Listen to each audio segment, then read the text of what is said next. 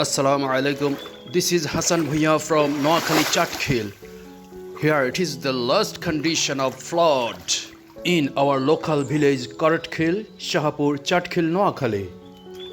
You can consider it as a prolonged flood because only 4 inches of water level has reduced. Actually, it's a miserable condition in our locality, okay? Viewers, ওই যে ওদিকে দরজা বলে আর কি, ওদিকে মোটামুটি হাঁটুর উপরে পানি, আর আমাদের এই যে আঙ্গিনা উঠান যাকে বলে, এখানে মোটামুটি হাঁটুর নিচে পানি। অনেক কষ্টে আছি। এখানে পানির ফ্লো আছে, অর্থাৎ এখান দিয়ে মোটামুটি পানির প্রবাহ যাচ্ছে। এই কারণে আসার কথা হচ্ছে পানি ইনশাল্লাহ কমে যাবে। যে কথা বলছিলাম, 3 দিনে যে পানি নামে, রাত্রেবেলায় 1 শাওয়ার অফ রেইন, এক পশলা বৃষ্টিতে আবার সেই পানি আগের লেভেলে চলে আসে। আজ 2024 সালের 3 সেপ্টেম্বর, এখন সময় বিকেল 3টা। দেখুন পানির লেভেল স্মরণীয় হয়ে থাকবে। এবারের এই 2024 সালের বন্যা পানি নামার লক্ষণ খুবই কম, কারণ পানি টানছে কম, স্রোত কম, এদিকে আবার বৃষ্টি হচ্ছে নিয়মিত। তাই মহান আল্লাহ তাআলার উপর ছেড়ে দিলাম, তিনি যা করবেন শুকরিয়া আলহামদুলিল্লাহ। বেকার মানুষ, মাছ ধরার একটা ট্র্যাপ, যাকে স্থানীয় ভাষায় বলে আন্তা। এখন এই যে সিঁড়ির একটু পাশ দিয়ে স্রোত যাচ্ছে, এখানে আমি এখন এই ট্র্যাপটা মোটামুটি রেখে দিলে কিছুক্ষণ পরে ওই যে ছোট ছোট মাছ ধরা পড়তে পারে।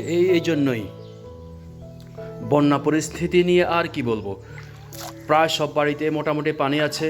কিছু উঁচু বাড়িতে হয়তো উঠোনে এখনও পানি নাই।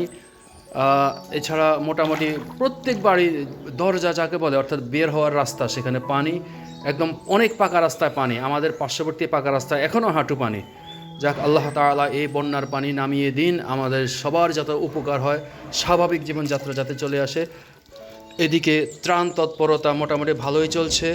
সরকারিভাবে বিভিন্ন সংস্থার মাধ্যমে, রাজনৈতিক নেতাদের মাধ্যমে বেশ ভালোই ত্রাণ তৎপরতা চলছে আলহামদুলিল্লাহ। তারপরও যারা খুঁজতে পারছেন না, তারা মোটামুটি বঞ্চিত হচ্ছেন, এটাই এখনকার চিত্র।